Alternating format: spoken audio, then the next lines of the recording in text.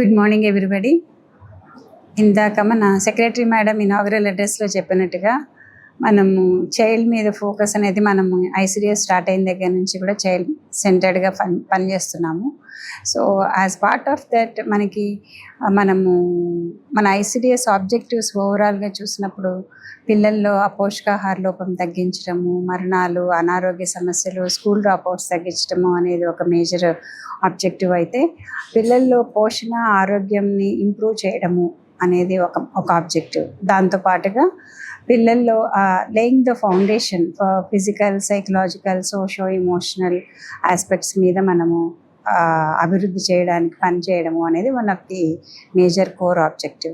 So ఈ మూడు జరగాలి అని అంటే మనము ఒక సింగిల్గా మన డిపార్ట్మెంట్ పరంగా మనం పనిచేస్తేనే సరిపోదు, అది కోఆర్డినేటెడ్గా విత్ హెల్త్ డిపార్ట్మెంట్ కూడా చేయాల్సిన అవసరం ఉంది. ఎందుకంటే ఆరోగ్యంకి సంబంధించిన గోల్స్ అచీవ్ చేయాలి అని అంటే హెల్త్ డిపార్ట్మెంట్తో కూడా పనిచేయాలి. సో అది మనం పనిచేస్తూనే ఉన్నాము. దాంతో ఓన్లీ మనం సర్వీస్ ప్రొవైడర్స్గా health department, ICDS services provide చేయడమే కాకుండా కమ్యూనిటీ లెవెల్లో పేరెంట్స్కి కూడా వాళ్ళ పిల్లల్లో ఏ విషయాల మీద ఇంప్రూవ్మెంట్ రావాలి అనేది వాళ్ళకి అవగాహన కల్పించి హౌస్ హోల్డ్ లెవెల్లో వాళ్ళు కూడా ఆ విషయాల మీద ఫోకస్ చేసే విధంగా వాళ్ళలో అవగాహన తీసుకురావడం అనేది one of the major core objective of ICDS. So ఈ ఐసిడిఎస్ ఆబ్జెక్టివ్స్ని చూసినప్పుడు మనం ఆ ఆబ్జెక్టివ్స్ని రీచ్ అవ్వడం కోసము మనం డిఫరెంట్ 6 సర్వీసెస్ని మనం ఆల్రెడీ ఇంప్లిమెంట్ చేస్తున్నాము. అందులో వన్ ఆఫ్ ద సర్వీస్ మనం ఫోకస్ చేస్తున్నది pre school education. So pre school ఎడ్యుకేషన్లో మనకి పిల్లలు 3 to 6 years వాళ్ళని మనము ఈవెన్ ఆర్బిఎస్కే ద్వారా కూడా స్క్రీనింగ్ అవి కూడా జరుగుతూ ఉన్నాయి. బట్ మనకి రీసెర్చ్ స్టడీస్ మేజర్గా తెలియచేస్తున్నది ఏంటంటే బ్రెయిన్ డెవలప్మెంట్ అనేది మేజర్గా ఫస్ట్ 1000 daysలో జరుగుతుంది అనేది. అంటే బిడ్డ ప్రెగ్నెన్సీ దగ్గర నుంచి 2 years వరకు చూస్తే మనము 1000 days అనేది అనుకుంటున్నాము అక్రాస్ ది గ్లోబ్. సో ఈ ఫస్ట్ 1000 daysలో పిల్లలు పుట్టుకతోటే 25% ఆఫ్ ది బ్రెయిన్ డెవలప్ అవుతుంది అప్రోప్రియేట్ మెజర్స్ డ్యూరింగ్ ప్రెగ్నెన్సీ తీసుకున్నప్పుడు. అలాగే బిడ్డ పుట్టిన తర్వాత ఫస్ట్ ఇయర్ 3 years లోపుగా మనకి 25% పుట్టుకతో వచ్చిన బ్రెయిన్ డెవలప్ అయింది ఏదైతే ఉందో ఫస్ట్ 3 years కంప్లీట్ అయ్యేటప్పటికి అది 80%కి రీచ్ అవుతుంది. అలాగే 3 to 6 years ఏజ్ గ్రూప్ చూసినప్పుడు 6 years లోపుగా 90%కి రీచ్ అవుతుంది బ్రెయిన్ డెవలప్మెంట్ అనేది. సో మీరు ఇప్పుడు ఈ సీక్వెన్స్ని గమనించినట్లయితే అందులో మనకి మేజర్గా డెవలప్మెంట్ ఏ ఏజ్ గ్రూప్లో జరుగుతుంది? పుట్టిన దగ్గర నుంచి 3 years లోపలుగా 80% జరుగుతుంది అని అంటే మనం ఏ ఏజ్ గ్రూప్ మీద ఫోకస్ చేస్తే మన one of the ICDS core objective ఏదైతే ఉందో laying the foundation for physical, psychological, socio emotional, cognitive developments. So మనము 3 to 6 yearsలో హోలిస్టిక్ డెవలప్మెంట్ అని ఏదైతే మాట్లాడుతున్నామో వాటన్నిటికీ కూడా ఫౌండేషను ఈ బిలో 3 yearsలోనే జరుగుతుంది అని. సో ఈ బిలో 3 yearsలో మనం మేజర్గా ఏం చేస్తున్నాము అంటే పిల్లలకి మీరు కనుక ఆ గ్రాఫ్ మనకి ఇప్పుడు స్క్రీన్ మీద కనిపిస్తున్న గ్రాఫ్ని చూసినట్లయితే ఫస్ట్ 1 year లోపలుగా మనకి పిల్లల్లో ఆ చూపు కానీ వినికిడి కానీ అవన్నీ మ్యాక్సిమం ఫస్ట్ ఇయర్లో డెవలప్ అవుతున్నాయి. అట్లాగే సెకండ్ లైన్ చూస్తే గ్రాఫ్లో అది సెకండ్ ఇయర్ రీచ్ పుట్టుకతో స్టార్ట్ అయ్యి గర్భంలో ఉన్నప్పుడే స్టార్ట్ అయ్యి అది సెకండ్ ఇయర్ కంప్లీట్ అయ్యేటప్పటికి మ్యాక్సిమం లాంగ్వేజ్ డెవలప్మెంట్ అనేది జరుగుతుంది సెకండ్ ఇయర్ నాటికి. సో మనకి థర్డ్ లైన్ చూస్తే గ్రాఫ్లో థర్డ్ ఇయర్ కంప్లీట్ అయ్యేటప్పటికి మ్యాక్సిమం అంటే కాగ్నిటివ్ డెవలప్మెంట్ పిల్లల్లో తెలివితేటలు అభివృద్ధి చెందడం, ఆ కాగ్నిటివ్ డెవలప్మెంట్ అనేది మ్యాక్సిమం 3 yearsలో పీక్ లెవెల్లో ఉంటుంది. సో ఇది ఇలా చూసినప్పుడు మనకి గ్లోబల్ స్టడీస్ కూడా ఏం చెప్తున్నాయి, ఫస్ట్ 1000 words అనేది మనకి పిల్లలు ఫస్ట్ 3 yearsలోనే నేర్చుకుంటారు. సో ఫస్ట్ 3 yearsలో నేర్చుకుంటారు అని అంటే 3 years కంప్లీట్ అయ్యేటప్పటికి ఎట్లా నేర్చుకుంటారు? దానికి తగిన ఎన్విరాన్మెంట్ ఉండాలి హౌస్ హోల్డ్ లెవెల్లో. అంటే పేరెంట్స్ వాళ్ళతో మాట్లాడుతూ ఉండాలి. 3 years లోపల ఇంట్లోనే కదా ఉంటారు, బయటకు వెళ్ళరు కదా పిల్లలు. సో కాబట్టి వాళ్ళతో ఎవరు ఇంటరాక్ట్ అవుతారు? పేరెంట్స్. సో మదరు, ఫాదరు, అట్లాగే ఇంట్లో ఉండే పెద్దవాళ్ళు, అమ్మమ్మలు, నాయనమ్మలు, తాతలు, వీళ్ళందరూ కూడా. సో వాళ్ళందరూ కూడా మాట్లాడే మాటలు ప్రతిదీ కూడా పిల్లల బుర్రలో రిజిస్టర్ అయిపోతుంది. సో అది పుట్టిన దగ్గర నుంచి కూడా మనము పేరెంట్స్ వాళ్ళతో కమ్యూనికేట్ చేయాలి. మదర్ ఎలాగో కమ్యూనికేట్ చేస్తారు, ఇంక్లూడింగ్ ఫాదర్ కూడా పిల్లలతోటి ఎక్కువ మాట్లాడడం అనేది చేయాలి. సో ఇంట్లో పడుకున్నప్పుడు ఆ పైన ఫ్యాన్ చూపించడమనో, లేదంటే బయటికి ఒకసారి ఎత్తుకెళ్ళినప్పుడు ఆ చెట్లు చూపించడమనో, అంటే వాళ్ళకి తెలియదు కదా అనుకుంటారు, కానీ వాళ్ళకి అన్నీ తెలుసు. బ్రెయిన్ డెవలప్మెంట్ అంత ఫాస్ట్గా ఉంటుంది కాబట్టి ఆ ఏజ్లో ఏది చెప్పినా కూడా బుర్రలో రిజిస్టర్ అయిపోతుంది. సో ఈక్వల్ రెస్పాన్సిబిలిటీ తీసుకున్నప్పుడు ఆ పిల్లల్లో ఎక్కువ నేర్చుకోవడానికి అవకాశం ఉంది. కాబట్టి ఎవరికి మ్యాక్సిమం ఎంత ఇన్పుట్స్ ఎవరి తరపు నుంచి వాళ్ళకి వెళ్ళినా కూడా ఆ డెవలప్మెంట్ అనేది చాలా పీక్ లెవెల్లో ఉంటుంది. సో ఇక్కడ మనము ఈ గ్రాఫ్లో చూసినట్టుగా ఈ 3 రకాలుగా డెవలప్మెంట్స్ చూసాము. 1000 వర్డ్స్ నేర్చుకుంటారు అని అంటున్నాము. అట్లాగే ఇప్పుడు ఎంత ఫాస్ట్గా నేర్చుకుంటారు అని మాట్లాడుతున్నాము.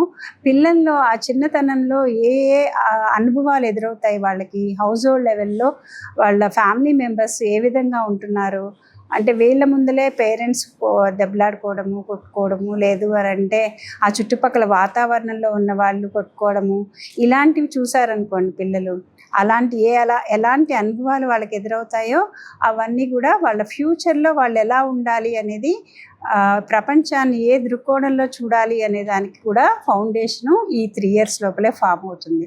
కాబట్టి మనం ఎలాంటి ఎన్విరాన్మెంట్ వాళ్ళకి అందజేస్తున్నాము అనే దాన్ని బట్టి వాళ్ళ భవిష్యత్తులో వాళ్ళు ఏ విధంగా ఉంటారు అనేది మనకి క్లియర్గా అర్థమవుతుంది. ఈ విషయాలన్నీ కూడా పేరెంట్స్కి తెలుసుకోవాల్సిన అవసరం ఉంది. సో మ్యాక్సిమం అన్ని రకాలుగా, అంటే మనం మాట్లాడే psychological development, physical development, cognitive development, ఇవన్నీ బాగా డెవలప్ అవ్వాలి అని అంటే ఈ ఏజ్లోనే దానికి కాంట్రిబ్యూట్ చేయాల్సిన అవసరం ఉంది. సో దీనికి సంబంధించి ఒకవేళ చేస్తే ఏ విధంగా ఉంటుంది, చేయకపోతే పిల్లల మీద ఎలాంటి ప్రభావం పడుతుంది అనే దాన్ని మనం ఫర్దర్గా ఇంకొంచెం డీటెయిల్డ్గా మాట్లాడదాం. ఈ స్లైడ్లో మీరు ఇంకొక పక్కనున్న గ్రాఫ్ని చూసినట్టయితే early investment is the smart investment అని ఇంకొక స్లోగన్ ఉంది, అక్కడ పైన స్టేట్మెంట్ ఉంది. ఆ గ్రాఫ్ని చూస్తే మీకు ఏమర్థమవుతుంది? సో అక్కడ మనకి మేజర్గా కనిపిస్తుంది ఏంటి అని అంటే early investment is the smart investment. So pregnancy time నుంచి పక్కన ఉన్నదంతా, కింద ఉన్నదంతా కూడా మీకు ఏజ్, మంత్స్ ప్లస్ ఇయర్స్ చూపిస్తూ ఉన్నారు. సో అక్కడ మనకు కనిపిస్తున్నది ప్రెగ్నెన్సీ టైం నుంచి ఇన్వెస్ట్ చేస్తే. సో మీ అందరికీ తెలిసిన విషయమే, ప్రెగ్నెన్సీ టైంలో పిల్లలకి మనకు పెద్దవాళ్ళందరూ కూడా చెప్తుంటారు కదా, గర్భిణీ స్త్రీ చాలా ప్రశాంతంగా ఉండాలి, చాలా మంచి మంచి పుస్తకాలు చదువుతూ ఉండాలి, అవన్నీ కూడాను. సో అవన్నీ కూడా ఎందుకు చదవాలి అని అంటే మనకి ఉదాహరణలు కూడా ఉన్నాయి.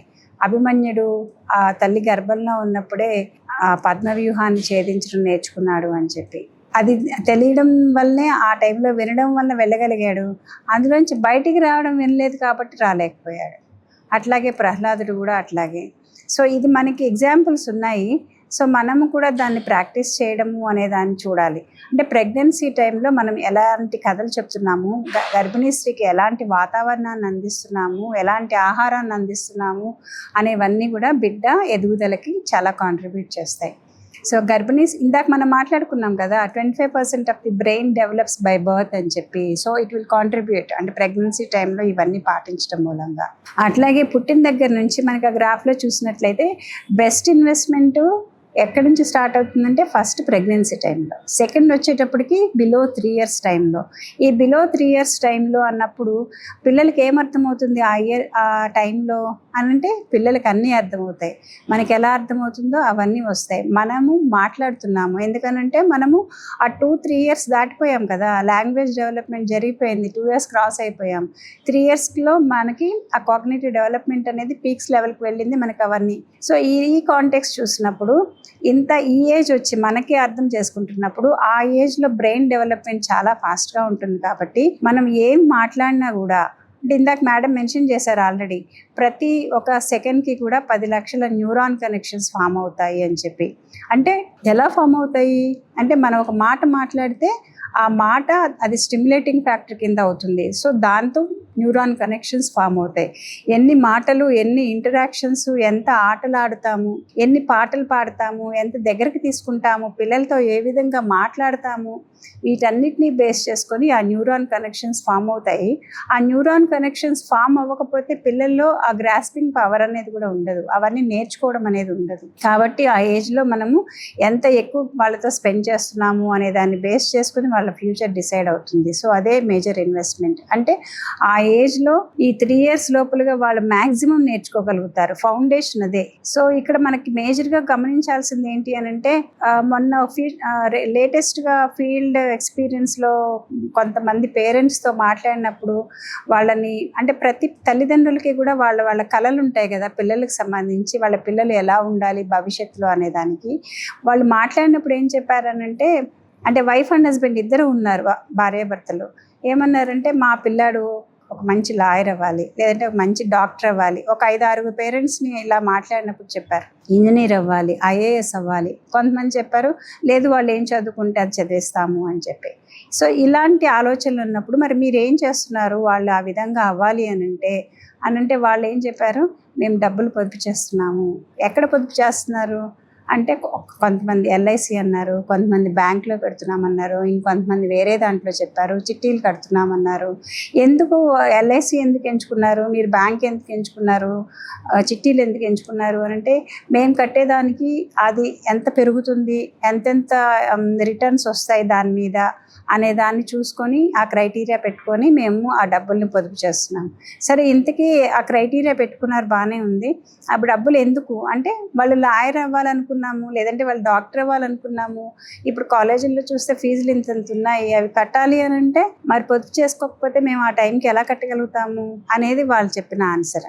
ఓకే, వెరీ గుడ్, చాలా బాగుంది. కానీ ఈ 3 years లోపలుగా మీరు ప్రస్తుతం మీరు పిల్లలతో ఏ విధంగా ఉంటున్నారు, అది మీరు పిల్లలకి మీరు డబ్బులు ఇన్వెస్ట్ చేయకోకుండా మీ పిల్లలు మీరు కోరుకునే కలల్ని నెరవేర్చగలగాలి అనంటే ప్రస్తుతం మీరు ఏం చేయాలి అనేది మీకు ఐడియా ఉందా అంటే ఐడియా లేదు అని అన్నారు. సో ఇక్కడ మనం మేజర్గా గమనించాల్సింది ఏంటంటే ఇన్వెస్ట్మెంట్ అనేది డబ్బుల రూపంగానే ఉండాలని ఏం లేదు. మన కళలు ఏవైతే ఉన్నాయో ఆ కళల్ని నెరవేర్చుకోవాలి అని అంటే మనం పిల్లల మీద ఇన్వెస్ట్ చేయాలి. బయట పోస్ట్ ఆఫీసుల్లోనూ బ్యాంకుల్లోనూ అక్కడ కాదు ఇన్వెస్ట్ చేయాల్సింది, పిల్లల మీద ఇన్వెస్ట్ చేయాలి. అంటే పిల్లల మీద ఏమి ఇన్వెస్ట్ చేస్తాము, ఇన్వెస్ట్ చేయడము అని అంటే ముఖ్యంగా తల్లిదండ్రులు కానీ ఇంట్లో చూసుకునే పెద్దవాళ్ళు కానీ వాళ్ళ సంరక్షకులు ఎవరైతే ఉన్నారో వాళ్ళు చేయాల్సిన 3 పనులు. ఏంటి ఆ 3 పనులు? ఒకటి, వాళ్ళతో ప్రేమగా మాట్లాడడం, ప్రేమ చూపించడం.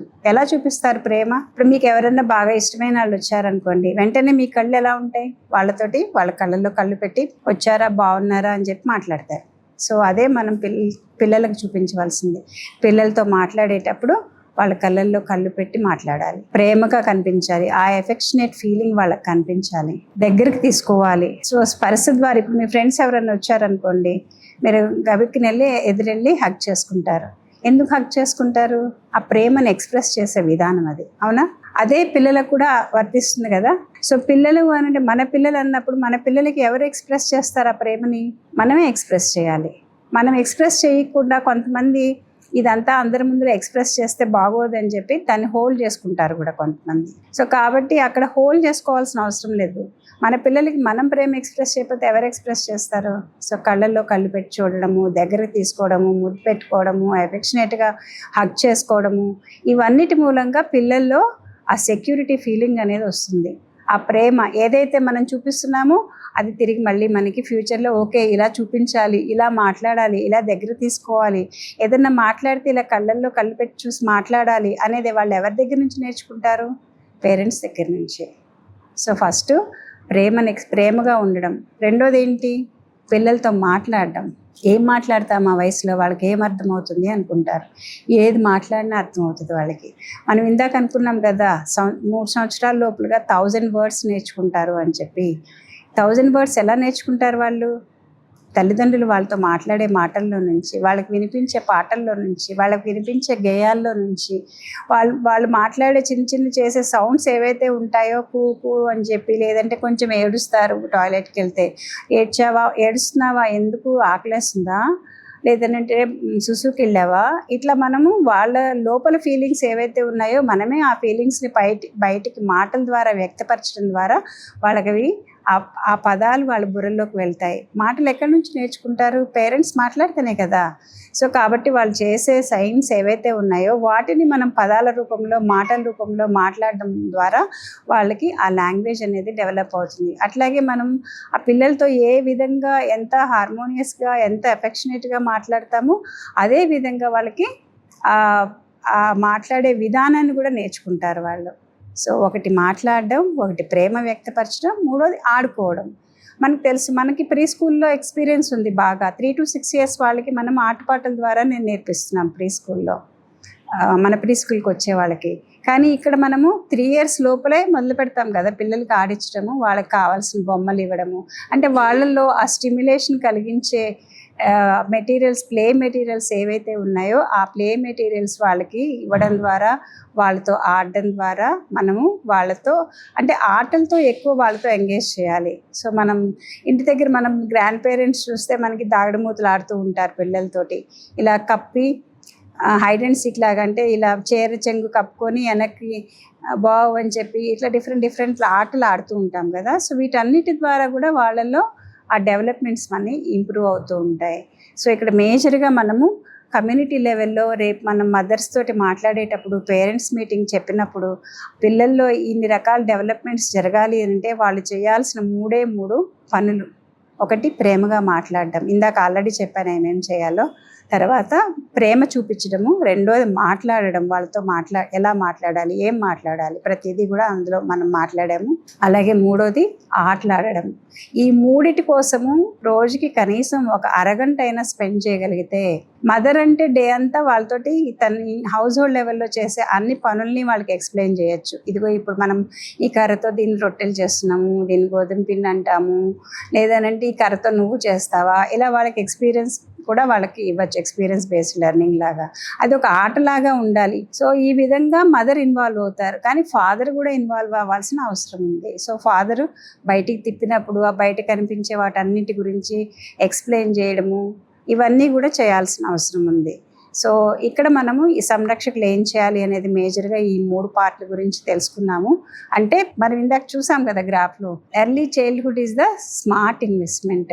ఆ ఏజ్లో చేసేది స్మార్ట్ ఇన్వెస్ట్మెంట్. ఆ స్మార్ట్ ఇన్వెస్ట్మెంట్ ఈ 3 రూపాల్లో చేస్తున్నాం. ప్రేమ, మాట్లాడడము, ఆటలాడడము. ఈ 3 విషయాల్లో వాళ్ళతో స్పెండ్ చేయడమే స్మార్ట్ ఇన్వెస్ట్మెంట్. సో దీనికంటే మించిన ఇన్వెస్ట్మెంట్ లేదు. దీన్ని మనం చేయగలిగితే వాళ్ళ ఫ్యూచర్ అంతా కూడా చాలా సక్సెస్ఫుల్గా ఉంటుంది. వాళ్ళు ఏం చేయాలనుకున్నా కూడా వాళ్ళు చాలా కాన్ఫిడెంట్గా ఉంటారు, చాలా తెలివితేటలతో ఉంటారు, భయం లేకుండా ఉంటారు. ఆ safety and security feeling, parents ఎప్పుడైతే ఆ ఎంకరేజింగ్గా మాట్లాడుతూ ఉంటారో వాళ్ళలో సేఫ్టీ, సెక్యూరిటీ కూడా చాలా బాగా ఉంటుంది. సో ఇవన్నీ మనకి పేరెంట్స్ చేయాల్సింది అని మాట్లాడాం.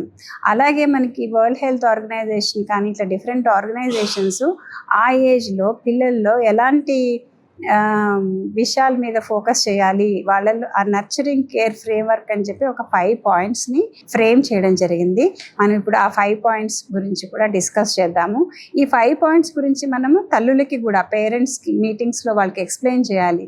అలా ఆ విషయాల మీద మనం ఫోకస్ చేయకపోతే దాని కాన్సిక్వెన్సెస్ ఏముంటాయి అనేది కూడా మనం వాళ్ళకి ఎక్స్ప్లెయిన్ చేయాల్సిన అవసరం ఉంది. సో నెక్స్ట్ మనం నర్చరింగ్ కేర్ ఫ్రేమ్వర్క్ గురించి మాట్లాడదాం.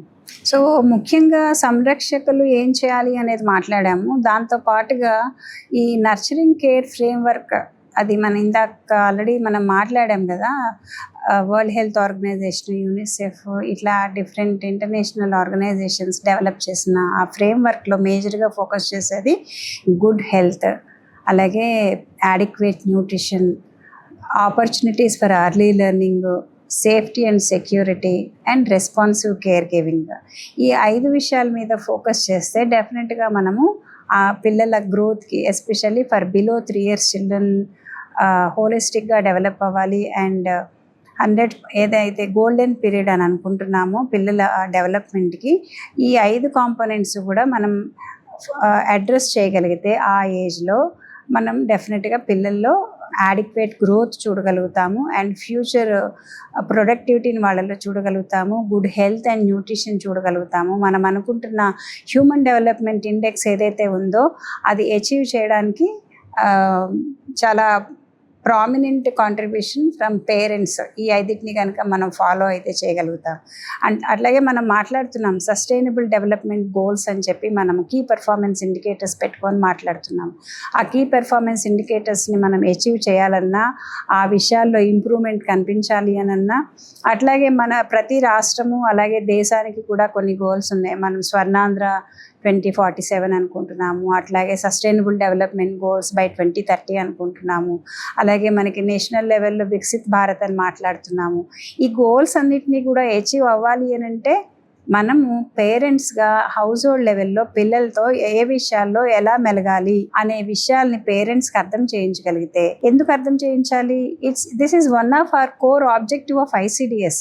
మనం ఇదివరకు ఎప్పటి నుంచో చేసి ఉండాల్సింది, బట్ ఇదివరకు అంతా కూడా మనము మేజర్గా పిల్లల్లో ఈ పోషకాహార లోపాన్ని తగ్గించడము, శిశుమరణాలు తగ్గించడము, ఈ విషయాల మీద ఎక్కువ ఫోకస్ చేశాము. అలాగే ప్రీ స్కూల్ ఎడ్యుకేషన్ మీద కూడా మనము ఫోకస్ చేస్తూ వచ్చాము. బట్ ఆ ప్రీ స్కూల్ ఎడ్యుకేషన్ మీద ఫోకస్ చేసాం, బట్ అది 3 to 6 years వాళ్ళకి. బట్ బిలో 3 years వాళ్ళకి మేజర్గా మనము టేక్ హోమ్ రేషన్ ఇవ్వడము, అలాగే పేరెంట్స్కి పిల్లలకి ఎలాంటి ఆహారం పెట్టాలి ఏజ్ అప్రాప్రియేట్గా అనే విషయాల మీద ఫోకస్ చేసాం. కానీ ఆ స్టిమ్యులేషన్ యాక్టివిటీస్ ఏ విధంగా చేయాలి, అందులో పేరెంటల్ రోల్ ఏ విధంగా ఉంటుంది, ఈ విషయాల మీద మనము ఫోకస్ చేసింది అంటే డిఫరెంట్ ప్రయారిటీస్ తోటి లెస్ ఫోకస్డ్గా పనిచేసాం. బట్ ఇప్పుడు మనం మాట్లాడుతున్న ఈ గోల్స్ అన్ని అచీవ్ చేయాలి, సస్టైనబుల్ డెవలప్మెంట్ గోల్స్ని రీచ్ అవ్వాలి అని అంటే ఈ 5 కాంపోనెంట్ నర్చరింగ్ కేర్ ఫ్రేమ్వర్క్లో ఉన్న 5 కాంపోనెంట్స్ మీద కూడా మనం ఫోకస్ చేయాల్సిన అవసరం ఉంది. సో అందులో మొదటిది గుడ్ హెల్త్. గుడ్ హెల్త్ అంటే మనం అక్కడ ఏం మాట్లాడుతున్నాము, ఆరోగ్యానికి సంబంధించి. సో ఎవరి ఆరోగ్యం మనం చూడాలి, అక్కడ ఇద్దరు ఆరోగ్యం చూడాలి, తల్లి పిల్లల ఆరోగ్యం 2 చూడాలి. ఆ తల్లి పిల్లల ఆరోగ్యంలో తల్లి ఆరోగ్యం సరిగా లేకపోతే బిడ్డకి తగినంత శ్రద్ధ తీసుకునే అవకాశం ఉండదు. అందుకని చెప్పి ఇద్దరి ఆరోగ్యం మీద ఫోకస్ చేయాలి. సెకండ్, ఆ ఏజ్లో కనుక మనము మనకి న్యూరో సైన్స్ ఏం చెప్తుంది, ఆ ఏజ్లో కనుక మన పిల్లలు అడిగిన దానికి ఆ తల్లికి సరైన ఆరోగ్యం లేక, పిల్లలు అడిగిన దానికి సరిగా రెస్పాండ్ అవ్వక విసుక్కుని ఆ విధంగా కొట్టడము, లేదనంటే చాలామంది ఏడుస్తుంటే చిరాక పద్దాక ఏడుస్తూనే ఉంటాడు అని చెప్పి విసుక్కుని, లేదు వాళ్ళు ఏడుస్తుంటే ఎప్పుడూ ఏడుస్తూనే ఉంటాడులే అని చెప్పి వాళ్ళ పనుల్లో వాళ్ళు పడిపోతారు. అంటే వాళ్ళ పనుల్లో వాళ్ళు పడిపోయి పిల్లల్ని పట్టించుకోలేదు అని అంటే పిల్లలకి ఏమని అనిపిస్తుంది, నన్ను నిర్లక్ష్యం చేస్తున్నారు. మనమైనా అంతే కదా, మనం ఏదన్నా మాట్లాడుతుంటే ఎవరన్నా మనం చెప్పేది వినకపోతే మనం ఏమనుకుంటాము, వీళ్ళు నేను చెప్పేది వింటలేదు కదా అని ఆగిపోతాం, చెప్పం మనం, మళ్ళీ అడిగితేనే కానీ మాట్లాడడం. సో కొంతకాలం అయ్యేటప్పటికి ఏమవుతుంది అంటే మనం టాక్సిక్ స్ట్రెస్ అని మాట్లాడుతుంటాం కదా, అంటే హానికరమైన ఒత్తిడి.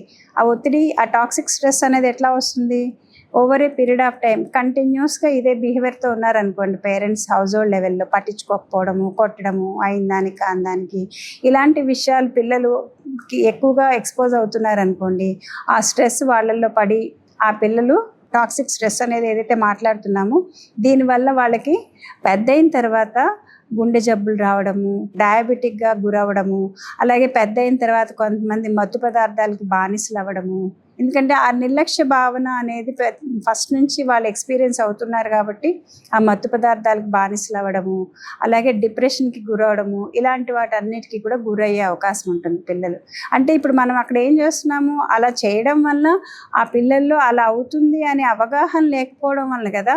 లేదంటే ఏ పేరెంట్స్ అయినా వాళ్ళ పిల్లల గురించి మంచిగానే ఉండాలని ఊహించుకుంటారు, కానీ వాళ్ళు అలా కొట్టడము, తిట్టడము, వాళ్ళు అడిగిన దానికి వెంటనే రెస్పాండ్ కాకపోవడం వల్ల పిల్లల్లో ఆ టాక్సిక్ స్ట్రెస్ పెరగడం వల్ల పెద్దయినాక ఇన్ని నెగిటివ్ కాన్సిక్వెన్సెస్ వస్తాయి. సో కాబట్టి మనకు ఆల్రెడీ సర్వీసెస్ అందజేస్తున్నాం, హెల్త్ డిపార్ట్మెంట్ కోఆర్డినేషన్ తోటి టైమ్లీ సర్వీసెస్ ప్రొవైడ్ చేయడము, హైజీన్ ప్రాక్టీసెస్ ఫాలో అయ్యేలాగా చేయడము, ఇవన్నీ కూడా చేస్తున్నాం.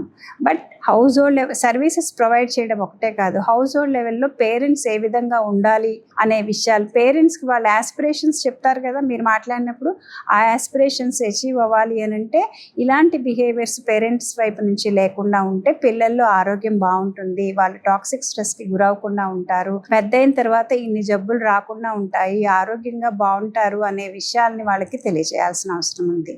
So this is about good health. అలాగే న్యూట్రిషన్ పరంగా చూసినప్పుడు పిల్లల్లో ఆ పోషకాహార లోపం రాకుండా ఉండాలి అని అంటే ఎవరు తీసుకోవాలి పోషకాహారం అంటే గర్భిణీ తీసుకోవాలి, అలాగే గర్భిణీగా ఉన్నప్పుడు తల్లి తీసుకోవాలి, పిల్లలు పుట్టిన తర్వాత 6 months వరకు తల్లి. మనం మాట్లాడుతున్నాం కదా, ఇది ఇంతకాలం మనం పనిచేస్తున్నది మేజర్గా దాని మీదే. ఏది పుట్టగానే early initiation of breast feeding చేయడము, అలాగే 6 months దాటిన దగ్గర 6 months వరకు ఎక్స్క్లూజివ్ బ్రెస్ట్ ఫీడింగ్ చేయడము, 6 months దాటిన దగ్గర నుంచి ఏజ్ అప్రాప్రియేట్గా కాంప్లిమెంటరీ ఫీడింగ్ చేయడం, ఇవన్నీ మనం అందించే న్యూట్రిషన్ సర్వీసెస్. ఇవి ఒకటే చేస్తే సరిపోతుందా? ఆ ఏజ్లో మనకి న్యూరో సైన్స్ ఏం చెప్తుంది? పోషణ ఇవ్వడం ఒకటే కాదు, ఆ ఏజ్లో వాళ్ళకి తగినంత ప్రేరణ కూడా ఇవ్వాలి. సో పోషణ అండ్ ప్రేరణ కలిసి పనిచేస్తాయి. ఆ రెండు కూడా శారీరకంగాను మెదడు అభివృద్ధి చెందడానికి కలిసి పనిచేస్తాయి. కాబట్టి ఈ రెండు సైమల్టేనియస్గా చేయాలి. మనకి స్టడీస్ కూడా ఏం చెప్తున్నాయి? ఓన్లీ న్యూట్రిషన్ ఇస్తూ పెరిగిన పిల్లలు ఎలా ఉన్నారు, అలాగే న్యూట్రిషన్ లేకుండా ఓన్లీ స్టిమ్యులేషన్ యాక్టివిటీస్ సఫిషియెంట్గా ఇచ్చిన పిల్లలు ఎలా పెరిగారు, అలాగే పోషణ ఈ స్టిమ్యులేషన్ ప్రేరణ రెండు ఇచ్చిన పిల్లలు ఎలా పెరిగారు అని చూసినప్పుడు న్యూట్రిషన్ ఒకటే ఇచ్చిన దానికంటే స్టిమ్యులేషన్ ఇచ్చిన పిల్లలు బాగా ఉన్నారని, అది ఈ రెండు కలిపి ఇచ్చిన వాళ్ళు చాలా బాగా వాళ్ళ డెవలప్మెంట్స్ బాగున్నాయి అని చెప్పి మనకి స్టడీస్ కూడా చెప్తున్నాయి. సో ఇక్కడ మనం అర్థం చేసుకోవాల్సింది ఏంటంటే, సో మనం పోషణతో పాటుగా స్టిమ్యులేషన్ కూడా వాళ్ళకి అందించాలి. సో మనం మాట్లాడుతున్న ఏజ్ అప్రాపరియేట్ కాంప్లిమెంటరీ ఫీడింగ్తో పాటుగా ఏజ్ అప్రాపరియేట్ స్టిమ్యులేషన్ యాక్టివిటీస్ని కూడా వాళ్ళకి అందించాలి అనే విషయాలు పేరెంట్స్కి తెలియచేయాల్సిన అవసరం ఉంది.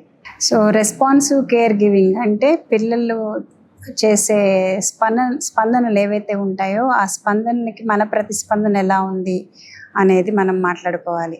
అంటే ఇది మేజర్గా మనం మాట్లాడిన ఈ 5 కాంపోనెంట్స్లో, ఈ నర్చరింగ్ ఫ్రేమ్వర్క్లో ఉన్న 5 కాంపోనెంట్స్లో ఈ రెస్పాన్సివ్ కేర్ గివింగ్ని ఫాలో అయిన పేరెంట్స్ ఎవరైనా కూడా మిగిలిన 4 కాంపోనెంట్స్ని కూడా ఈజీగా ఫాలో అవ్వగలుగుతారు. ఎందుకంటే ఇది మేజర్ క్రూషియల్ ఈ 5 కాంపోనెంట్స్లో కూడా. అంటే పిల్లలు ఏడుస్తున్నారు, మేజర్గా 3. ఒకటి పిల్లలు ఏం చేస్తున్నారు అని గమనించడము, వాళ్ళు గమనించుతూ ఉండాలి. అంటే వాళ్ళు ఏడుస్తున్నారా, లేకపోతే ఏంటి వాళ్ళ బాడీ లాంగ్వేజ్ ఏం చెప్తా ఉంది. ఏడుస్తున్నారు అని అంటే మనం క్లియర్గా అర్థం చేసుకోవాలి. గమనించడము, అర్థం చేసుకోవడము. ఏమని, ఎందుకు ఏడుస్తున్నారు వీళ్ళు, ఆకలైందా వాళ్ళకి, లేదు అని అంటే నిద్ర వచ్చిందా, లేదంటే ఏమన్నా కుడుతున్నాయా వాళ్ళని, లేదంటే వాళ్ళకి ఏమన్నా బట్టలు మార్చాల్సిన అవసరం ఏమన్నా ఉందా, ఇలాంటి వాటిని మనము గమనించాలి, అర్థం చేసుకుని దానికి తగినట్టుగా మనము స్పందించాలి. ఈ 3 విషయాలు మేజర్ ఇందులో రెస్పాన్సివ్ కేర్లో.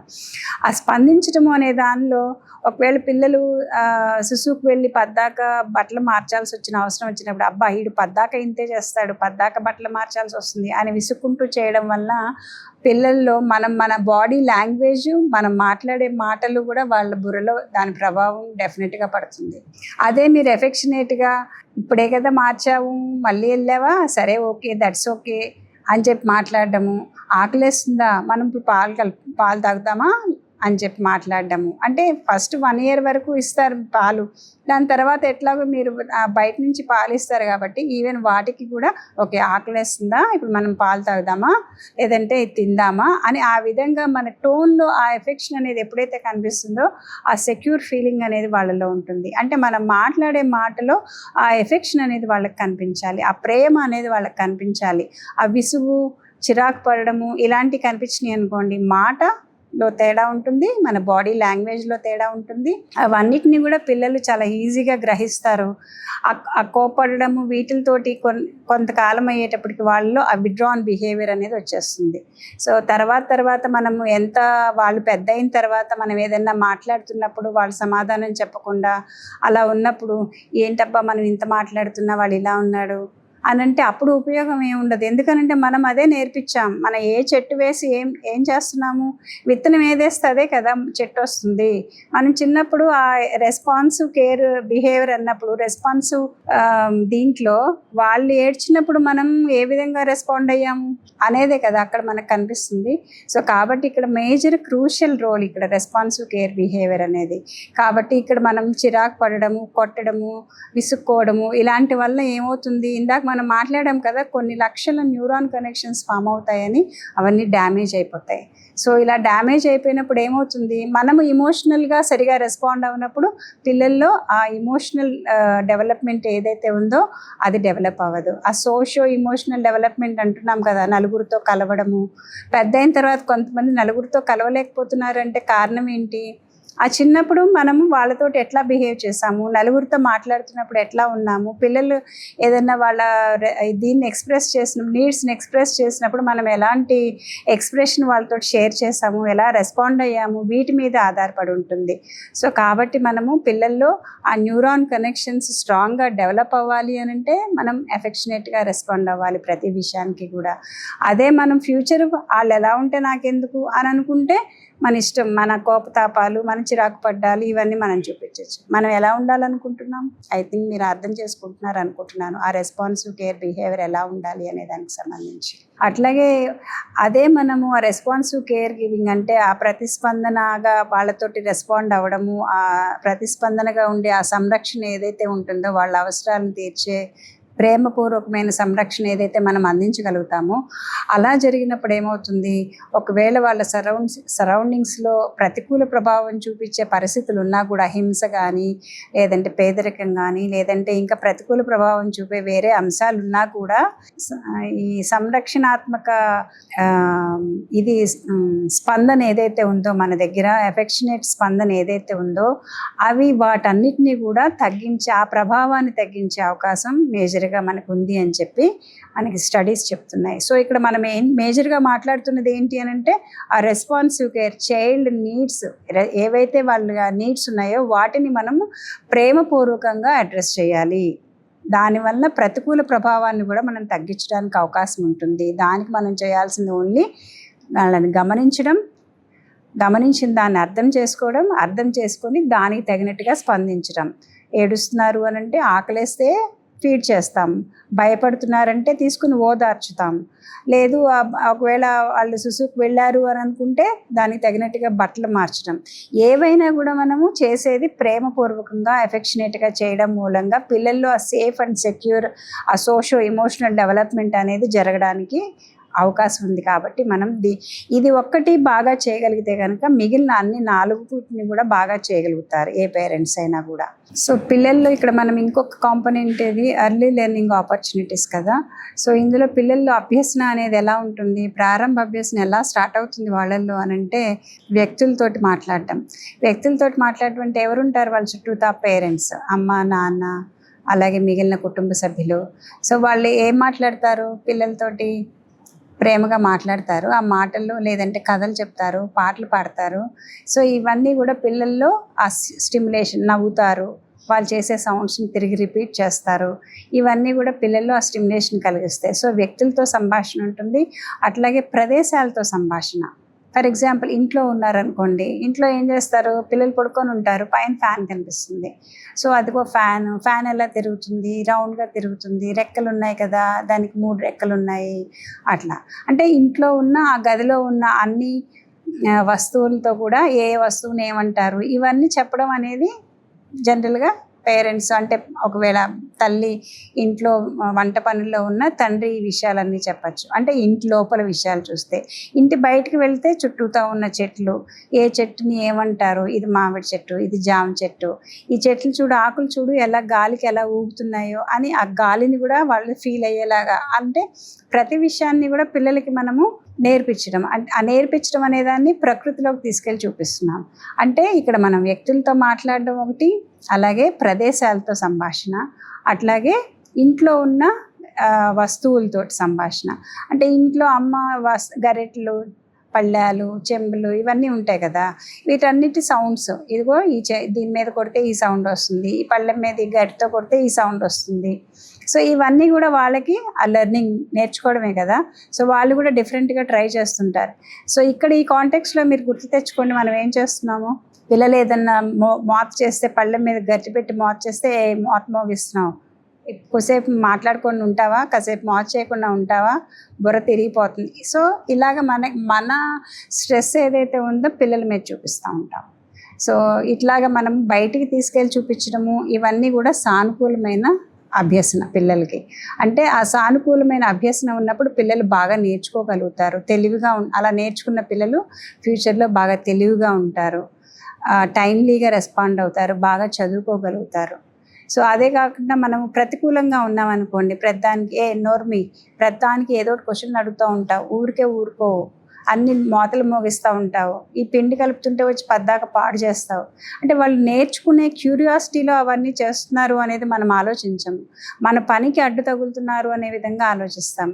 సో అక్కడ మనం అలా అనటం వల్ల ఏమవుతుంది, ఒక విధంగా మనం మన నోటితో మనం చేసే డిఫరెంట్ ఎక్స్ప్రెషన్స్, బాడీ లాంగ్వేజెస్ పిల్లల్లో ఆ విత్డ్రాన్ బిహేవియర్ వచ్చేలాగా చేస్తుంది.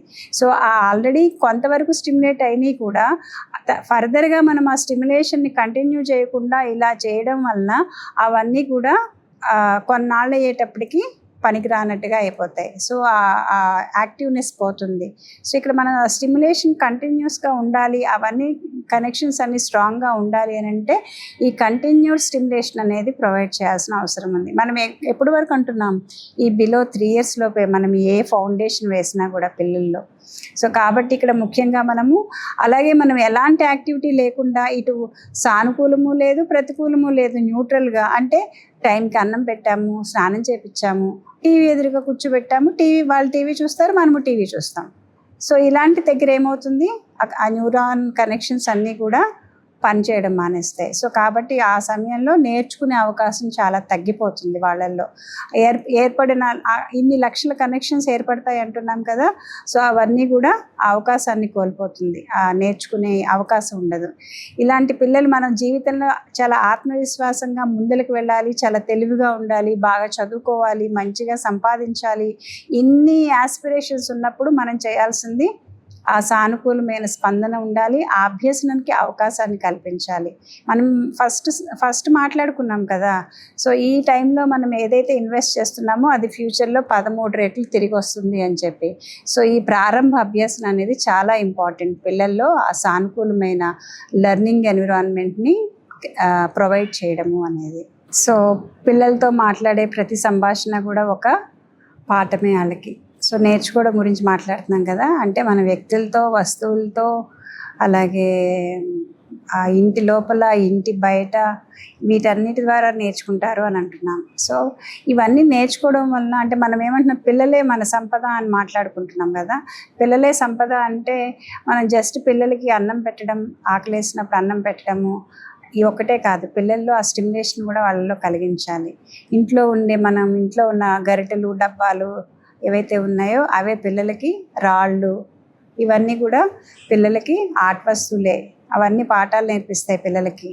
సో ఒకవేళ పిల్లవాడు ఏదన్నా చూపిస్తూ అదిగో అని చెయ్యి ముందరకు పెట్టి చూపించాడు అనుకున్నాము అన్నప్పుడు, అంటే ఆ ఏజ్లో వాళ్ళకి మాట్లాడడం రాదు కాబట్టి పిల్లలకి ఇలా చూపిస్తే ఏం చూపిస్తున్నారో దాన్ని మనము, ఓకే అక్కడ ఏముంది, చెట్టు ఉందా, చెట్టు మీద పక్షి ఉందా, అప్పుడు పక్షి ఎగురుతూ ఉందనుకోండి, ఆ పక్షి ఎగురుతుంది కదా, రెక్కలు ఉన్నాయి కదా, అంటే మనం అవన్నీ మాట్లాడుతున్నాము అని అంటే ఆ బిడ్డ చూపించిన దాన్ని, ఎందుకంటే ఆ ఏజ్లో ఇంకా లాంగ్వేజ్ డెవలప్ కాలేదు కాబట్టి, అవన్నీ మనం మాట్లాడుతున్నాము అని అంటే ఆ పిల్లలకి ఆ లాంగ్వేజ్ అర్థమవుతుంది, దేని గురించి మాట్లాడుతున్నాము ఆ సబ్జెక్ట్ అర్థమవుతుంది. కాబట్టి ఇవన్నీ కూడా లెర్నింగ్ ఆపర్చునిటీస్, అభ్యసన పిల్లలకి ఆ ఏజ్లో. సో ఇవన్నీ మనం బిలో 3 years వాళ్ళకి ఫోకస్ చేయాలి అన్నాము. 3 to 6 వచ్చేటప్పటికి ఇవన్నీ కూడా బిలో 3లో కూడా కథలు చెప్పడం, పాటలు పాడడం, ఇవన్నీ కూడా. అలాగే మన అంగన్వాడీకి వచ్చినప్పుడు ఆటపాటల ద్వారానే కదా మనం విద్య నేర్పించేది. సో మనకి గవర్నమెంట్ ఆఫ్ ఇండియా ఇచ్చిన కరికులంలో కూడా మనం ఎన్ని డిఫరెంట్ యాక్టివిటీస్ ద్వారా వాళ్ళకి అవి నేర్పిస్తూ ఉన్నాం. వీటన్నిటికీ సంబంధించి పేరెంట్స్ని కూడా పిలిపిస్తున్నాం. ఈసీసీ డే రోజు వాళ్ళ పిల్లలు ఏ విధంగా నేర్చుకుంటున్నారు ఏంటి అనేది వాళ్ళకి చెప్పడము. సో ఇంటి దగ్గర వాళ్ళు ఇంకా ఏం చేయొచ్చు, వాళ్ళ పిల్లల భవిష్యత్తు ఈ విధంగా ఉండాలి. సో వాళ్ళు ఈరోజు ఈ పిల్లలతోటి ఒక రోజుకి అరగంట, గంట స్పెండ్ చేస్తే ఫ్యూచర్లో వాళ్ళు 13 times ఎక్కువగా, అంటే ఈరోజు ₹1 ఇన్వెస్ట్ చేస్తే ఫ్యూచర్లో 13 times వాళ్ళు ఎక్కువ సంపాదించుకోవాలి అని అంటే దానికి ఈరోజు వాళ్ళు పెట్టవలసిన ఇన్వెస్ట్మెంట్ పిల్లలతోటి టైం స్పెండ్ చేసి ఆటపాటలు, కథలు, పద్యాలు, గేయాలు ఇవన్నీ నేర్పించడము అనే విషయాన్ని తల్లిదండ్రులకి అవగాహన కల్పించడం మెయిన్. సో ఇందులో మనం ఈ అభ్యసనకు సంబంధించి పేరెంట్స్కి తప్పనిసరిగా అవగాహన కల్పించాలి. ప్రతి అవకాశాన్ని కూడా వాళ్ళకి ఒక సబ్జెక్ట్ గురించి నేర్పించడము అనే దృక్కోణంలో వాళ్ళు ఆలోచించే విధంగా వాళ్ళల్లో అవగాహన కల్పించాలి. నా నర్చరింగ్ కేర్ ఫ్రేమ్వర్క్లో ఇంకొక లాస్ట్ 5వ కాంపోనెంట్ సేఫ్ అండ్ సెక్యూరిటీ, భద్రత, రక్షణ కల్పించడం పిల్లలకి. సో ఇందులో చూసుకున్నప్పుడు మేజర్గా పిల్లలకి ఎలాంటి భద్రత కల్పించాలి, ఎలాంటి రక్షణ కల్పించాలంటే ఫస్ట్ శారీరక భద్రత. అంటే ఈ పిల్లలు మనం ఎస్పెషల్లీ మాట్లాడుతున్నది బిలో 3 years, బిలో 6 years కాబట్టి, సో బిలో 3 years పిల్లలకి మనము ఇంట్లో ఆ పదునైన వస్తువులు అవన్నీ కూడా అందుబాటులో లేకుండా ఉండడం, వాళ్ళకి హాని కలిగించే వస్తువులు గబిక్కిని తీసి పట్టుకున్నప్పుడు వాళ్ళకి గుచ్చుకొని ఇలాంటి కాకుండా ఆ శారీరక భద్రత, ఆ శరీరానికి ఎలాంటి హాని కలిగించకుండా ఉండే పదునైన వస్తువులు ఏవి అందుబాటులో లేకుండా చేయడం అనేది ఇంపార్టెంట్. అలాగే తర్వాత భావోద్వేగ భద్రత, ఇమోషనల్ సెక్యూరిటీ. సో దీనివల్ల అంటే ఇమోషనల్ సెక్యూరిటీ అంటే పిల్లలు వాళ్ళ రెస్పాన్సెస్, వాళ్ళ క్యూస్ ఏవైతే ఉంటాయో దానికి తగినట్టుగా రెస్పాండ్ అవ్వడము, అంటే విసుక్కోవడం, కొట్టడం అలాంటివి చేయకోకుండా, నిర్లక్ష్యంగా ఉండడం ఇలాంటివి చేయకోకుండా వాళ్ళతోటి ప్రేమగా మాట్లాడడం, ఇవన్నీ చేయడం. దానివల్ల వాళ్ళు ఆ సేఫ్టీ అండ్ సెక్యూరిటీ ఫీలింగ్ని, ఇమోషనల్ సెక్యూరిటీ ఫీలింగ్ని వాళ్ళు పొందుతారు. సో అట్లాగే ప్రాథమిక భద్రత మనందరికీ తెలిసిందే, మంచి ఆహారం ఇవ్వడం, తాగే కూడా మంచినీరు ఇవ్వాలి అనేది, ఇవన్నీ మనం జనరల్గా ఫాలో అవుతాం. కానీ కొన్ని చోట్ల అవకాశం లేని వాళ్ళు కూడా పిల్లలకి ఇవి కల్పించే విధంగా పేరెంట్స్కి అవగాహన కల్పించాలి. సో అట్లాగే మనకి పర్యావరణం పరంగా చూసినా కూడా కొన్నిసార్లు మనకి వరదలు వస్తాయి. ఆ వరదలు వచ్చినప్పుడు కూడా గవర్నమెంట్ ఇమ్మీడియట్గా ఏమి చేస్తుంది, వల్నరబుల్ ఇండివిజువల్స్ ఎవరు, ఎస్పెషల్లీ ప్రెగ్నెంట్, లాక్టేటింగ్ అండ్ పిల్లలు. సో పిల్లలకి ఆ వరదల్లో ఆ సిచ్యువేషన్స్ ఏంటో తెలియదు, కానీ దానివల్ల ఒక రకమైన భయానికి గురవుతారు. అది తెలియకుండా వాళ్ళ బుర్రల్లో నాటుకుపోతుంది. సో అట్లాగే ఎవరన్నా దెబ్బలాడుకోవడము, సో ఇలాంటివన్నీ కూడా ఆ సెక్యూర్ ఫీలింగ్ని తీసుకురావాలి అని అన్నప్పుడు ఆ ఏజ్లో వాళ్ళకి ఈ భద్రత కల్పించడం వలన వాళ్ళు సేఫ్గా ఉన్న ఫీలింగ్, ఇమోషనల్ ఫీలింగ్ ఏదైతే ఉందో వాళ్ళు ఫ్యూచర్లో బాగా తెలివిగా ఉండడానికి, ఆత్మవిశ్వాసంతో ముందుకు వెళ్ళడానికి ఇవన్నీ కూడా కాంట్రిబ్యూట్ చేస్తాయి. అలాగే ఇదొక్కటే కాకుండా అంగన్వాడీ కార్యకర్త అంగన్వాడీ సెంటర్కి వచ్చే పిల్లలకి ఒకవేళ హౌస్ హోల్డ్ లెవెల్లో వాళ్ళ ఎన్విరాన్మెంట్లో ఇలాంటి సెక్యూర్ ఫీలింగ్ లేదు, వాళ్ళ పేరెంట్స్ ఇట్లా ఉంటారు లేదా ఇట్లా కొడతారు అన్నప్పుడు హౌస్ విజిట్స్లో గమనించినప్పుడు ఇలా చేయడం వలన వాళ్ళల్లో ఆ న్యూరాన్ కనెక్షన్స్ డ్యామేజ్ అయిపోతాయి. ఫ్యూచర్లో వాళ్ళకి చదువుకోవడానికి ఇబ్బంది అవుతుంది, జ్ఞాపక శక్తి తగ్గిపోతుంది, మత్తు పదార్థాలకు అలవాటు పడతారు, లేదంటే డిప్రెషన్కి గురవుతారు. అంటే ఆ టాక్సిక్ స్ట్రెస్ ఏదైతే ఉందో దానికి గురవడం మూలంగా ఈ కాన్సిక్వెన్సెస్ హెల్త్ మీద పడతాయి అనే విషయాన్ని వాళ్ళు పేరెంట్స్కి అర్థం చేయించి ఆ పేరెంట్స్కి కొట్టకూడదు అనే విషయాన్ని వాళ్ళకి తెలియజేయాలి. ఆ కొడితే ఎలాంటి కాన్సిక్వెన్సెస్ ఉంటాయి ఫ్యూచర్లో అనేది. ఎందుకంటే తెలిస్తే ఏ పేరెంట్స్ చేయరు, ఎందుకంటే ఎవరు ఏ కష్టపడి సంపాదించినా కూడా పిల్లల కోసమే కాబట్టి. సో ఇక్కడ ఆ కాన్సిక్వెన్సెస్ పేరెంట్స్కి తెలియజేయడము, అలాగే ఆ అంగన్వాడీ వెళ్ళినప్పుడు హౌస్ హోల్డ్ లెవెల్లో ఎలాంటి హింస అయినా జరుగుతుందా అనే దాన్ని గమనించి దానికి తగినట్టుగా వాళ్ళకి కౌన్సిలింగ్ చేయడము అనేది ఇంపార్టెంట్. సో సేఫ్టీ అండ్ సెక్యూరిటీకి సంబంధించి ఎస్పెషల్లీ మనం ఎందుకు మాట్లాడుతున్నామనంటే ఒకసారి టాక్సిక్ స్ట్రెస్కి గురైనాము అనంటే పిల్లల్లో ఆ న్యూరాన్ కనెక్షన్స్ డ్యామేజ్ అవ్వడానికి అవకాశం ఉంటుంది. కొంతకాలం అలా ఉండి ఇది రియలైజ్ అయిన తర్వాత ఇట్లా ఉంటుంది పిల్లల భవిష్యత్తు అని తెలిసిన తర్వాత ఆ ఎఫెక్షనేట్గా ప్రేమగా ఉండడం స్టార్ట్ చేశారనుకోండి, కుటుంబంలో ఆ వాతావరణం సేఫ్ అండ్ సెక్యూర్ ఫీలింగ్ తీసుకురాగలిగారనుకోండి, అప్పటి వరకు జరిగిన డ్యామేజ్ని కూడా రికవర్ చేసుకోవడానికి అవకాశం ఉంటుంది 3 years లోపల. సో పిల్లలకి ఆ 3 years లోపల మనం ఎలాంటి వాతావరణాన్ని కలిగిస్తున్నాము, ప్రేమపూర్వకంగా ఎలా ఉంటున్నాము, ఆ రెస్పాన్సివ్ కేర్ ఏ విధంగా ఇస్తున్నాము, అండ్ సేఫ్ అండ్ సెక్యూర్ ఎన్విరాన్మెంట్ని ఏ విధంగా ప్రొవైడ్ చేస్తున్నాము, ఆ నేర్చుకునే ప్రాసెస్లో ఎలాగ కాంట్రిబ్యూట్ చేస్తున్నాము, ఇవన్నీ కూడా పిల్లల భవిష్యత్తుకి పునాది అవుతుంది. వాళ్ళు జీవితాంతం ఆరోగ్యంగా, హెల్దీగా, సంతోషంగా ఉండే ఒక ఇండివిజువల్గా ఎదిగి సక్సెస్ఫుల్ లైఫ్ని లీడ్ చేయాలి అని అంటే మనం ఈ నర్చరింగ్ కేర్ ఫ్రేమ్వర్క్లో ఉన్న ఈ 5 కాంపోనెంట్స్ని పేరెంట్స్ని ఎడ్యుకేట్ చేయాలి. పేరెంట్స్ని ఎడ్యుకేట్ చేయగలగాలి అంగన్వాడీ కార్యకర్త అంటే మనం ఇప్పుడు ట్రైనింగ్ తీసుకోబోతున్న ఈ సూపర్వైజర్స్, సిడిపిఓస్ ఎవరైతే ఉన్నారో మీరందరూ కూడా ఈ విషయాన్ని బాగా అర్థం చేసుకోవాలి అని అంటే దాన్ని ఏదో గుర్తుపెట్టుకొని చెయ్యాలి అనేది ఏం లేదు. ఆ సిచ్యువేషన్లో మనం ఉంటే మనకేమవుతుంది, ఎదుటి వాళ్ళు మనతోటి కోపంగా మాట్లాడితే మన బాడీలో లోపల ఎలాంటి రియాక్షన్స్ వస్తున్నాయి, దీన్ని మనం రియలైజ్ కాగలిగితే అవతల వాళ్ళకి చెప్పేటప్పుడు ఈజీ అవుతుంది. సో అలాంటి సిచ్యువేషన్స్ ఉన్నప్పుడు మనం మైండ్ బ్లాంక్ అయిపోయిందనో, సమాధానం చెప్దామనుకున్నాం కానీ అలా అరిచేటప్పటికి చెప్పలేకపోయామనో ఇలా మనం మాట్లాడతాం కదా. సో ఇలాంటి సిచ్యువేషన్సే పిల్లలకు కూడా ఉంటాయి. కానీ అది ఎర్లీ ఏజ్ కాబట్టి అదొక విత్తనం, అంటే విత్తనం ఏది నాటితే మొక్క అదే వస్తుంది అనేది అనుకున్నాం కదా. అలాగే ఆ ఏజ్లో ఆ విత్తనం అలా పడినప్పుడు ఫ్యూచర్లో వాళ్ళు విత్డ్రాన్ బిహేవియర్తో లేకుండా నలుగురితో బాగా కలిసిపోయి ఉండాలి, సోషల్గా బాగా కలవాలి, వాళ్ళు ఫ్యూచర్లో బాగా చదువుకోవాలి అని అంటే ఈ టాక్సిక్ స్ట్రెస్ అనే దానికి ఫీల్ అవ్వకుండా ఆ న్యూరాన్ కనెక్షన్స్ బాగా ఫామ్ అయ్యే స్టిమ్యులేటింగ్ యాక్టివిటీస్ మన నవచేతన బుక్లో అవన్నీ ఉన్నాయి.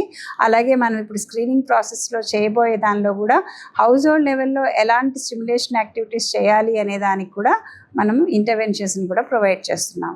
సో మనకి ఇప్పటివరకు నవచేతనలో మనకి గవర్నమెంట్ ఆఫ్ ఇండియా ఇచ్చిన దానిలో ఈ నర్చరింగ్ కేర్ ఫ్రేమ్ వర్క్ గురించి కానివ్వండి, సంరక్షకులు ఏ విషయాల మీద శ్రద్ధ పెట్టి చేయాలి అనే విషయాలు ఇవి మాట్లాడాము. సో దానికి సంబంధించే మనము సంరక్షకులు ఏ విషయాల మీద ఫోకస్ చేయాలి అనే దానికి ఎందుకు ఫోకస్ చేయాలి అని అంటే అల్టిమేట్గా ఈ డెవలప్మెంటల్ డొమైన్స్లో బాగా అభివృద్ధి చెందాలి, ఆ స్టిమ్యులేషన్ యాక్టివిటీస్ ప్రొవైడ్ చేయడం ద్వారా అనేది మనం మాట్లాడుకున్నాం. సో దీనికి సంబంధించి మనం ఇంత మరి పేరెంట్స్కి చెప్పి వాళ్ళని ఎడ్యుకేట్ చేసి ఇవన్నీ చేసినప్పుడు అది జరిగిందా లేదా ఆ డెవలప్మెంట్ అనేది మనకు తెలియాలి. ఒకవేళ జరగకపోతే ఆ పిల్లలకి ఎలాంటి యాక్టివిటీస్ చేయించాలి అనేది హౌస్ హోల్డ్ లెవెల్లో పేరెంట్స్కి మళ్ళీ చెప్పాలి అని అంటే ఆ స్టేటస్ మనకు తెలియాలి. దానికోసం మనం నవచేతన యాప్ని తీసుకోవడం జరిగింది. ఈ నవచేతన యాప్ ఏంటంటే మనకి ఫోన్ బేస్డ్, ఆల్రెడీ మనం పోషన్ ట్రాకర్ యాప్ కూడా మనం ఫోన్లో పెట్టుకొని చేస్తున్నాం కదా, అట్లాగే ఇది కూడా ఫోన్ బేస్డ్ యాప్.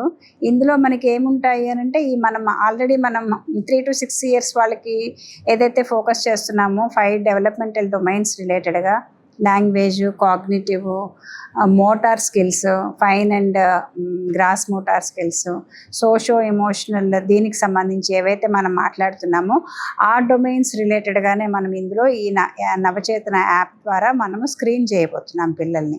అది కూడా మనము డిఫరెంట్ ఏజ్ బ్యాండ్స్ పెట్టుకొని 0 to 3, 3 to 6 అట్లా మనము పిల్లలకి 72 months వచ్చే వరకు కూడా ఈ 9 ఏజ్ బ్యాండ్స్ పెట్టుకుని ఆ 9 ఏజ్ బ్యాండ్స్లో అంటే ఏ ఏజ్లో వాళ్ళల్లో ఎలాంటి మైల్ స్టోన్స్ని వాళ్ళు అచీవ్ చేయాలి, అంటే ఎదుగుదల ఏ విధంగా ఉండాలి, వాళ్ళలో అభివృద్ధి.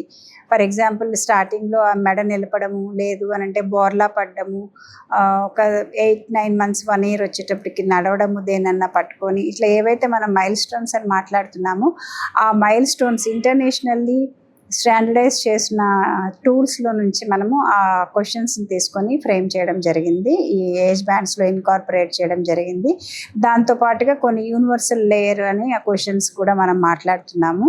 అందులో మనకి ఫిజికల్గా బిడ్డ పుట్టిన దగ్గర నుంచి వాళ్ళల్లో ఈ క్లెఫ్ట్ లిప్, క్లెఫ్ట్ ప్యాలెట్, పిల్లల్లో క్లబ్ ఫుట్, ఇలాంటివి ఏవైతే ఫిజికల్గా కనిపిస్తాయో దేనికి డయాగ్నోసిస్ అవసరం లేదు, జస్ట్ స్క్రీన్ చేసి మనం అందులో ఎంటర్ చేస్తే సరిపోతుంది.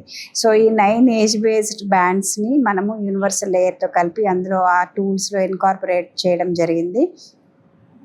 ఇందులో ఎలాంటి క్వశ్చన్స్ మనం పెడుతున్నాము అనంటే, ఒకటి మనము డిఫరెంట్ డొమైన్స్ గురించి మాట్లాడుతున్నాం కాబట్టి దాంట్లో కొన్ని మనం డైరెక్ట్గా పిల్లల్ని చూసి గమనించి మన కళ్ళతో మనము మన చేతులతో మనం వాళ్ళతో యాక్టివిటీస్ చేయించి ఆ అబ్జర్వేషన్ బేస్ చేసుకొని అందులో అడిగిన క్వశ్చన్స్ని ఫిలప్ చేస్తాము.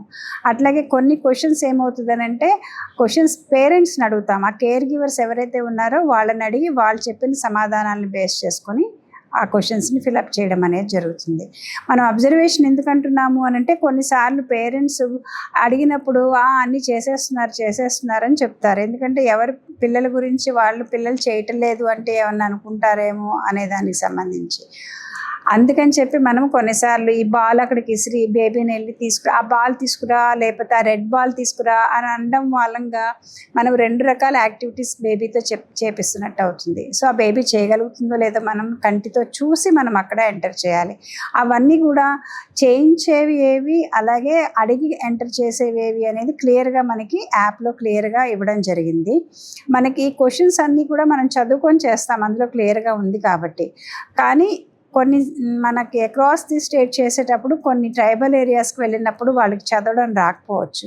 అందుకని చెప్పి దాన్ని మనము క్వశ్చన్ ఆడియో కూడా పెడుతున్నాం అందులో, ఆ టూల్లో. ఆ ఆడియోలో మనం అది ఆన్ చేసినప్పుడు ఆ క్వశ్చన్ వస్తుంది, దాన్ని విని వాళ్ళ పేరెంట్స్ని అడిగి అక్కడ అవును కాదు అనే దాన్ని టిక్ పెడితే సరిపోతుంది. సో ఇట్లా మనము ఆ టైప్స్ ఆఫ్ క్వశ్చన్స్ కొన్ని ఈ బాల్ ఏదైనా ఉంది, ఆ బాల్ని దేని కింద కప్పెట్టి తీయమంటాము. అంటే మనము యాక్టివిటీ చేయడానికి కొన్ని మెటీరియల్ని కూడా యూజ్ చేస్తున్నాం. అంటే యాక్టివిటీ చేయించాలి అంటే మనం డైరెక్ట్గా గమనించి టిక్ చేయాలి అంటే కొన్ని యాక్టివిటీస్ చేయించాలి. సో ఈ 3 రకాల క్వశ్చన్స్ అందులో ఉంటాయి. ఆ 3 రకాల క్వశ్చన్స్ కూడా సెల్ఫ్ ఎక్స్ప్లెనేటరీగా ఉంటాయి, పిల్లల్ని ఎంగేజ్ చేస్తూ, కాబట్టి మన స్క్రీనింగ్ కూడా కరెక్ట్గా వచ్చే అవకాశం ఉంటుంది. ఒకవేళ నేను వీళ్ళకి అడ్రస్ చేయలేకపోతున్నాను, వీళ్ళు సహకరించట్లేదు అని అంటే ఆ ఆప్షన్ కూడా ఇవ్వడం జరిగింది. ఇప్పుడు కాకపోతే తర్వాత చేయడానికి అవకాశం ఉంటుంది. సో మీకు ఆల్రెడీ బేస్డ్ ఆన్ మన ప్రీవియస్ ఎక్స్పీరియన్స్, పైలట్లో చేసిన ఎక్స్పీరియన్స్ బేస్ చేసుకొని ఎవరెవరికి చేసాము, ఎవరెవరికి చేయలేదు అనే లిస్ట్ కూడా మీకు డిఫరెంట్గానే కనిపిస్తుంది. ఎవరికైతే సగం వరకు చేసి వదిలిపెట్టారో వాళ్ళని నెక్స్ట్ టైము అక్కడ వరకు మీరు ఎప్పుడైతే సబ్మిట్ వరకు కొట్టకుండా ఉంటారో అప్పటి వరకు మీరు అది మళ్ళీ నెక్స్ట్ టైం అక్కడి నుంచే ఫిల్ చేసుకోవడానికి అవకాశం ఉంటుంది. సో ఇక్కడ మనం ఏమంటున్నాము, ఈ 3 రకాల టైప్ ఆఫ్ క్వశ్చన్స్ ఉంటాయి. అలాగే మనము ఆ స్క్రీన్ చేసినప్పుడు అంగన్వాడీ కార్యకర్తకి మీరు ఎష్యూర్ చేయాల్సింది ఏంటి అని అంటే, అక్కడ ఏమన్నా నేను పొరపాటున ఏమన్నా పెడితే పిల్లలు ఎక్కువ మందికి రిఫరెన్స్కి వస్తే అక్కడ ఏమన్నా ప్రాబ్లం ఏమో, ఎందుకు ఇంతమంది ఉన్నారు అని అంటారేమో అనుకోవాల్సిన అవసరం లేదు. మనం చేస్తున్నది ఓన్లీ స్క్రీనింగ్, మనం డయాగ్నోస్ చేయటం లేదు, ఓన్లీ స్క్రీనింగ్ చేస్తున్నాం. అందులో మనకి ఎవరు డౌట్ అనిపిస్తుందో వాళ్ళందరినీ కూడా ఫ్లాగ్ అవుతుంది, చేయించిన యాక్టివిటీని బేస్ చేసుకొని కానివ్వండి, అక్కడ కేర్ గివర్స్ చెప్పిన దాన్ని బేస్ చేసుకొని కానివ్వండి. కాబట్టి అక్కడ ఎక్కువ మంది పిల్లలు రిఫరల్స్కి అవసరమయ్యారు, ఫర్దర్ డయాగ్నోసిస్కి ఎక్కువ మంది ఉన్నారు అన్నా కూడా ఏమీ ఫీల్ అవ్వాల్సిన పని లేదు, భయపడాల్సిన పని లేదు. సో మనం అలా చేయకపోతేనే ఇంకా భయపడాలి. ఎందుకంటే ఆ పిల్లల్లో డిలేస్ ఉన్నా కూడా మనం సరిగా ఐడెంటిఫై చేయలేకపోతే పిల్లలకి ఫ్యూచర్లో చాలా ప్రాబ్లం వస్తుంది. అంటే ఇందాక నుంచి మాట్లాడిన విషయాల్లో వాళ్ళ డెవలప్మెంటల్ డిలేస్ ఉండి వాళ్ళు ఫ్యూచర్కి సంబంధించి అంటే చదువుకోలేకపోవడము, లేదంటే వెనకబడము, సంపాదించుకోలేకపోవడము అనే పరిస్థితికి వెళ్లకుండా ముందలే మనం స్క్రీన్ చేస్తున్నాం. కాబట్టి స్క్రీనింగ్లో ఎక్కువ మంది ఉన్నా కూడా ప్రాబ్లం లేదు. అది ఫర్దర్గా మన ఒకవేళ రెడ్ ఫ్లాగ్, ఆరెంజ్ ఫ్లాగ్ వచ్చినాయి అనుకోండి, సూపర్వైజర్ గారు అవన్నీ కూడా సూపర్వైజర్ గారు లెవెల్కి వెళ్తాయి. కాబట్టి వాళ్ళు అక్కడ అవి చూసి ఇది ఎందుకు ఫ్లాగ్ అయింది, ఇక్కడ రెడ్ ఫ్లాగ్ అంటే మనకి యాప్లో మనకి క్లియర్గా తెలిసిపోతుంది.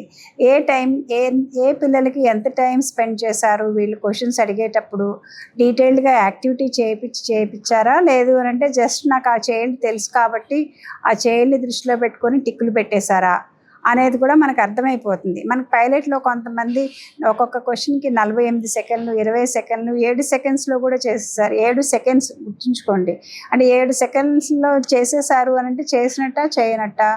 సో ఇలాంటివన్నీ చూసినప్పుడు సూపర్వైజర్ గారు తన లెవెల్కి వచ్చిన రెడ్ ఫ్లాగ్స్ ఏవైతే ఉన్నాయో, ఆరెంజ్ ఫ్లాగ్స్ కానీ, ఆ అంగన్వాడీ కార్యకర్త ఎంత టైము ఈచ్ క్వశ్చన్కి స్పెండ్ చేశారు, ఒక చైల్డ్కి ఎంత టైం స్పెండ్ చేశారు, వీటన్నిటిని దృష్టిలో పెట్టుకుని రివ్యూ చేసి ఆ రెడ్ ఫ్లాగ్స్ వచ్చిన వాటిని అవసరమైతే ఆ విలేజ్కి విజిట్కి వెళ్ళి వాళ్ళతోటి మళ్ళీ ఇంటర్వ్యూ చేసి మాట్లాడి, లేదు అంటే ఫోన్లో అయినా మాట్లాడి దాన్ని కన్ఫర్మ్ చేసుకొని అప్పుడు కన్ఫర్మ్ చేస్తే అది నెక్స్ట్ లెవెల్కి వెళ్తుంది రిఫరల్స్ కోసం.